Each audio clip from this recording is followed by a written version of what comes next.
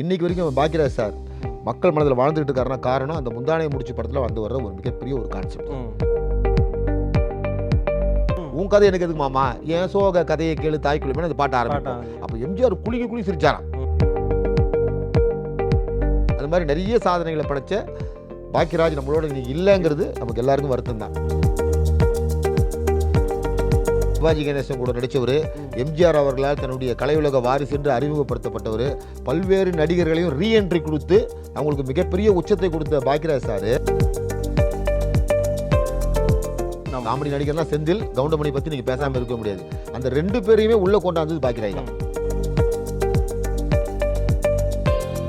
ரெண்டு பேரும் சம்மதிச்சு தான் தாம்பத்திய உறவு கொள்றாங்க. அதனால ஆணுக்கு அடையாளம் தெரியுது இல்லை, பெண்ணுக்கு மட்டும்தான் 10 மாதம் கழிச்சு அடையாளம் தெரியுது. அதனால் பாதிக்கப்படுறது பெண்ணு தான் அப்படின்ற மாதிரி ஒரு கருத்தை அருமையாக சொல்லியிருப்பார். மாலை முரசு வைப் நேயர்களுக்கு வணக்கம். இன்றைய சிறப்பு நேர்காணலில் நம்மோடு இருந்திருக்கிறார் மக்கள் மொழி நாயகன் மற்றும் பட்டிமன்ற நகைச்சுவை பேச்சாளர் திரு தமிழ்நெஞ்சன் அவர்கள். வணக்கம் சார். வணக்கம். எப்படி இருக்கீங்க? நல்லா இருக்கேன். நான் இந்த மாதிரி ஒரு தருணத்தில் நம்ம நேர்காணல் அமையுங்கிறத கொஞ்சம் கூட எதிர்பார்க்கல. ஏன்னா உங்களோட இயல்பே என்ன அப்படின்னா ரொம்ப கலகலன்னு பேசுகிறதும் நகைச்சுவையாக பேசுகிறதும் மக்கள் மொழியில் பேசுகிறதும் தான். ஸோ நம்மளோட நேர்காணல் வந்து வேறு மாதிரியான சுச்சுவேஷனில் வேறு மாதிரி இருக்குன்னு எதிர்பார்த்தேன். ஆனால் நம்ம பேசிகிட்டு இருக்க இந்த தருணத்தில் ஐயா பாக்கியராஜ் அவர்களோட இறுதி மரியாதை நடந்துட்டு இருக்க ஒரு பக்கம் ஒளிபரப்பாகிறது முன்ன பின்ன கூட இருக்கலாம். ஆனால் நம்ம பேசுகிற இந்த தருணங்கிறது நம்ம எல்லாராலையும் மறக்க முடியாது. அதுலேருந்தே உங்ககிட்ட ஆரம்பிக்கணும்னு நினைக்கிறேன். நிறைய கேள்விகள் வச்சுருந்தேன் அடுக்கடுக்கா. ஆனால் முதல்ல எங்கே ஆரம்பிக்கணும் அப்படின்னா, உங்களுக்கு பட்டிமன்ற பாக்கியராஜ் அப்படிங்கிற ஒரு பெயர் இருக்குது. அந்த பெயர் எப்படி வந்தது, யார் வச்சா, பாக்கியராஜ் சாருக்கும் உங்களுக்கும் அப்படி என்ன நெருக்கம் ஏற்பட்டது அப்படின்னு? பட்டிமன்ற பாக்கியராஜ்னு பட்டம் வச்சது வந்து மாக்கி ரமன் சொல்லிட்டு ஒரு மிகப்பெரிய ஆன்மீக பேச்சாளர், பட்டிமன்ற நடுவர். அவர் தான் எனக்கு முதல் மேடை கொடுத்தவர். நம்ம பாக்கியராஜ் சார் மாதிரி இந்த பட்டிமன்றங்களை சின்ன சின்ன குட்டி கதை, அந்த அம்மா சொன்னாங்க, அந்த அம்மா சொல்கிற மாதிரி சின்ன சின்ன குட்டி கதைகள்லாம் சொல்லுவேன். அதான் முதல் மேடை எனக்கு அவர்கிட்ட. அவர் அதை பார்த்துட்டு தான் அவர் சொன்னார், பாக்கியராஜ் மாதிரியே பேசுகிறீங்களே, இதுலேருந்து நீங்கள் பட்டிமன்ற பாக்கியராஜ் அப்படின்னாரு. அதுலேருந்து அந்த பட்டிமன்ற பாக்கியராஜ் டைட்டில் அப்படியே போட்டு அப்படியே போட்டு அதுக்கப்புறம் பல டாக் ஷோக்கெல்லாம் கலந்துக்கும் போதெல்லாம் கூட மக்கள் மொழியில் பேசுறதுனால, இப்போ பாக்கியராஜ் சார் எப்படி மக்கள் மொழியில் மக்களோட பேசுவாரோ அதே போல் எங்கள் பட்டிமன்றங்களில் நாங்கள் இலக்கிய மாதிரிலாம் பேச மாட்டோம். சாதாரணமாக மக்கள்கிட்ட போய் சேர்ற மாதிரி வாரியார் சுவாமிகள் மாதிரி அந்த மாதிரி மக்களுக்கு இயல்பாக போய் பேசுகிற மாதிரி பேசுறதுனால தான் மக்கள் மொழி நாயகன்னு அந்த பட்டத்தை. நம்ம எளிய நடை, அது நல்ல இவர் நம்ம நந்தலாலா, கவிஞர் நந்தலாலா தான் அந்த பட்டத்தை கொடுத்தாரு.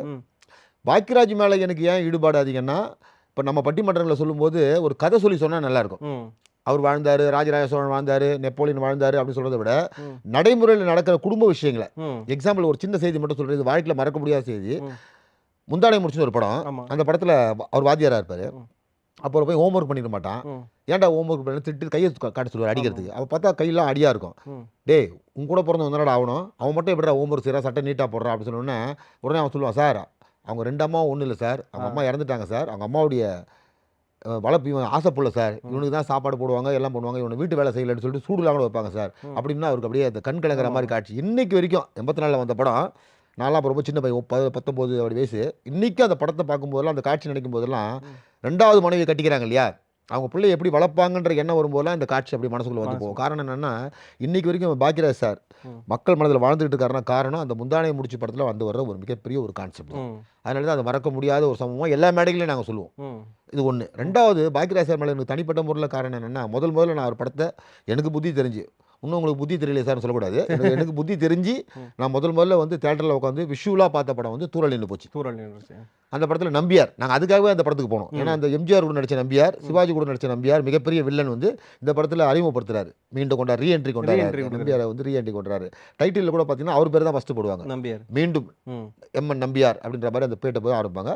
அதில் ரொம்ப யதார்த்தமாக காமெடி பண்ணியிருப்பார் நம்பியார். நம்பியார் நம்ம வில்லனாக பார்த்தோம், ஆனால் அந்த படத்தில் பார்த்தீங்கன்னா தூரல் நின்று போச்சு படத்தில் பார்த்தீங்கன்னா நம்பியார் ரொம்ப சூப்பரேட்டாக காமெடி பண்ணியிருப்பார். முதல்ல அந்த படத்துக்கு அவர் நடிக்க ஒத்துக்கலையாம், என் பின்னாடி எம்ஜிஆர் சிவாஜியோட போச்சுப்பா, எனக்கு இனிமேல் சினிமா வேணான்ற மாதிரி இருந்தார். இந்த கதையை கேளுங்க, எனக்காக பண்ணி கொடுங்கன்னு சொல்லிட்டு 15 நாள் கால் ஷீட் கொடுத்தவர். இந்த கதையை கேட்டுட்டு அவருடைய இயக்கத்தில் திறமையை பார்த்துட்டு இன்னும் 15 நாள் எக்ஸ்ட்ரா கால் ஷீட் கொடுத்து அந்த படம் மிகப்பெரிய ஹிட்டு.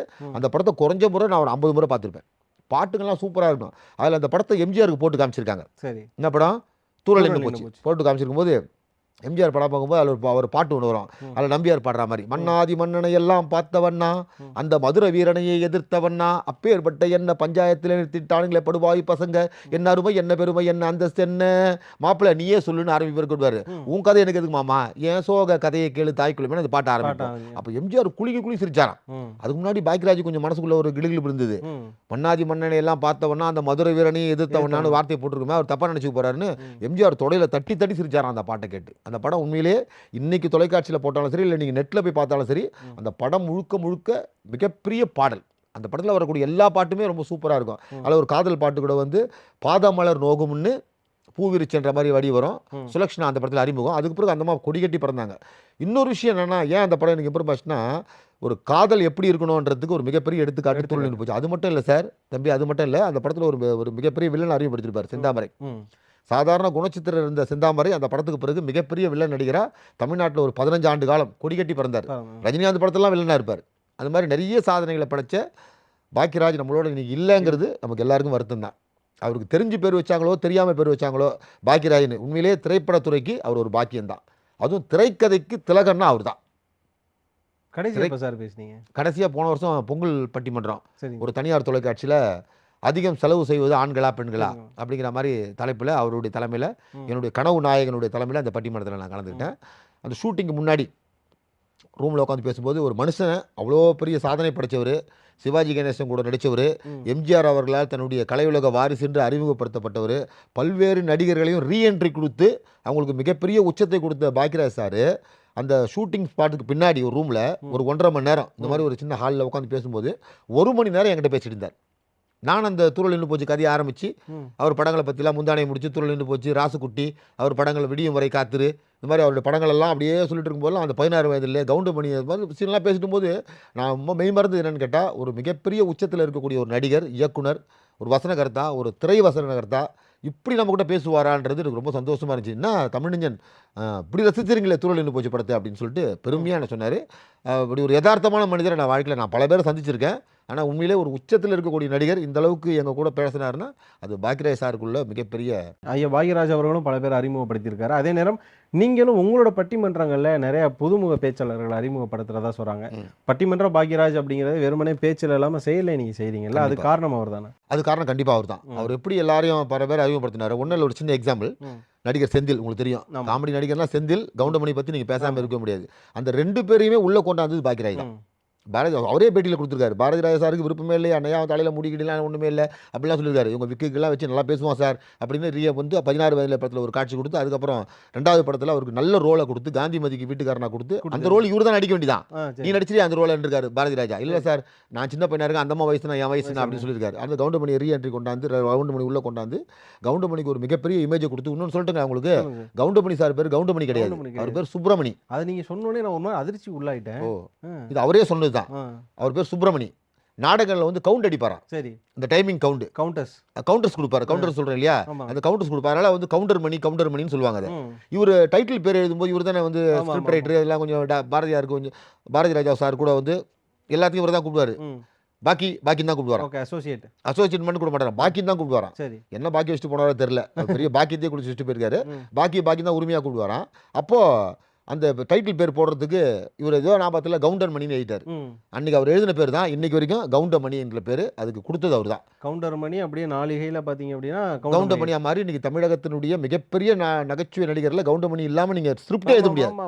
எப்படி சினிமாவில் சிவாஜி எம்ஜிஆர் இல்லாமல் ஸ்கிரிப்ட் எழுத முடியாதோ, நகைச்சுவை நடிகர்கள் பட்டியல் நீங்கள் எடுத்தீங்கன்னா அதில் கவுண்டர் மணி சேர் வராமல் இருக்காது. அதே போல் அவர் ஒப்புதல் கொடுத்து 12:45 மணிக்கு நம்ம தேனாம்பேட்டை பக்கத்தில் இருக்கக்கூடிய ஆலயத்தம்மன் கோயில், அந்நேரத்தில் கவுண்டர் மணியை கொண்டு போயிட்டு அங்கே கற்பூரம் கொள் சொன்னாராம். இந்நேரத்துக்கு கற்பூரமா கொளுத்தியா, உனக்கு நடிக்கிறதுக்கு ஒப்பந்தம் ஆயிடுச்சு, நாளையிலேருந்து நீ ஷூட்டிங்கில் கலந்துக்கலாம்னு சொல்லிட்டு கற்பூரம் கொளுத்து வச்சு இன்றைக்கும் அதை கவுண்டர் மணியும் சொல்லுவார். நம்முடைய பாக்கியராஜ் சாரும் பல மேடைகள். அதே மாதிரி செந்தில், இது வாழ்க்கையில் மறக்க முடியாத நபர். பல பேருடைய அனுபவங்கள் தான் இது. அவரை வாடா போடா, இப்போ டீ வாங்கினுவா, காஃபி வாங்கினுவா, இந்த மாதிரி அவரை கேவலமாக நடத்துவாங்களாம். இவர் பார்ப்பார், என்னடா இது அவன் மனுஷன் இப்படி போய் அவரை கேவலமாக நடத்துகிறாங்களே, போய் காஃபி வாங்கினுவா, டீ வாங்கினுவா, வாடா போடான்னு கூட. காஃபி வாங்கி சொன்னா பிரச்சனை இல்லை, இப்போ நான் அவங்க தம்பி காஃபி வாங்கிட்டாங்கன்னா அது உங்களுக்கு மரியாதை. போய் காப்பி வேணாடா, அது வாங்கினாடா சொன்னால் அது ரொம்ப அசிங்கம் இல்லை. பார்த்துருக்காரு. இந்த ஆளுக்கு ஒரு மிகப்பெரிய இமேஜை கொடுக்கணும்னு தூரல் நின்று போச்சு படத்தில் அவருக்கு ஒரு நல்ல ரோலை கொடுத்து, அதுக்கு பிறகு இன்னைக்கு கரகாட்டக்காரன் அது பிறகு மிகப்பெரிய சாதனை படைச்சார். இருந்தாலும் அந்த படத்தில் தூரலில் போச்சு படத்தில் அவருக்கு ஒரு நல்ல ரோலை கொடுத்து அதுக்கு பிறகு அந்த பல படங்களில் நல்ல நல்ல ரோல்லாம் கொடுத்து மிகப்பெரிய நடிகராக மாறுவதற்கு காரணமாக இருந்தவரும் நம்முடைய பாக்கியராஜ் சார். அதில் மாற்ற முடியாது. அதாவது ரீஎன்ட்ரின்னு சொன்னீங்கன்னா அது பாக்கியராஜ் தான். அதான் சார் நான் அடுத்து கேட்க வந்தேன். ரீஎன்ட்ரி அப்படிங்கிற ஒரு விஷயம் இருக்கு. பல பேருக்கு அதாவது கம்பேக்குங்கிற மாதிரி இப்போ வார்த்தையை மாற்றிட்டாங்க. ஆனால் ரீஎன்ட்ரி தான் அதுக்கான ஆஸ்தான வார்த்தைன்னு நினைக்கிறேன். ஸோ அவர் கொடுத்த ரீஎன்ட்ரிகள் பற்றி கொஞ்சம் சொல்லுங்கள் சார். ரீஎன்ட்ரிங்கிறதுலாம் யாருக்கும் அமையாது. சரிங்க சார். சில சினிமா நடிகர் வந்து பெரும்பாலும் ரீஎன்ட்ரியே இல்லாமல் போயிட்டாங்க. சில பேர்லாம் சில நடிகர்லாம் காணாமே போயிட்டான். ரீஎன்ட்ரியே கிடையாது. ஆனால் பாக்கியராஜ் சொன்ன மாதிரி வாலி சொல்லுவார் எம்ஜிஆரை பற்றி. அவர் தொட்டால் தகரமும் தங்கமாகும், தவளையும் சிங்கமாகும் கலைஞரை பற்றி சொல்லுவார். யார்? வாலி. அவர் தொட்டால் தகரமும் தங்கமாகும், தவளையும் சிங்கமாகும் சொல்லிட்டு வாலி வந்து கலைஞரை பற்றி சொல்லுவார். அதே போல் பாக்கியராஜ் சாருடைய கை பட்டுச்சுன்னா இன்னைக்கு நான் வந்து பட்டிமன்றம் பேசியிருக்கேன். Okay sir. உலக நாட்டில் போயிட்டு வந்திருக்கேன். பட்டிமன்றம், தன்னம்பிக்கை, பள்ளிக்கூடம் நான் பேசியிருக்கேன். ஆனால் இன்றைக்கி என்ன ஒரு சிறப்பு அழைப்பாளராக கொண்டாந்து நீங்கள் என்ன பேட்டி எடுக்கிறேன்னு சொன்னால் அவர் கை பட்டுது, இந்த தகரம் தங்கமாக மாறிச்சு, தவளை சிங்கமாக மாறிச்சு எடுத்துக்கலாம். அப்போ ரீஎன்ட்ரின்றது என்னென்னா ஒரு காலத்தில் கலங்கியிருப்பாங்க. அது பிறகு அவங்கள அப்படியே சினிமா வந்துருது. அது தானே நம்ம ஒரு படத்தில் வரும், கட்டை விட்டு வைக்கும் சினிமா, காலம் கொஞ்சம் மாறி போச்சுன்னா கெட்டை விட்டு சொல்லு சினிமா அப்படிங்கிற வார்த்தை நிறைய சினிமாவில் உண்டு.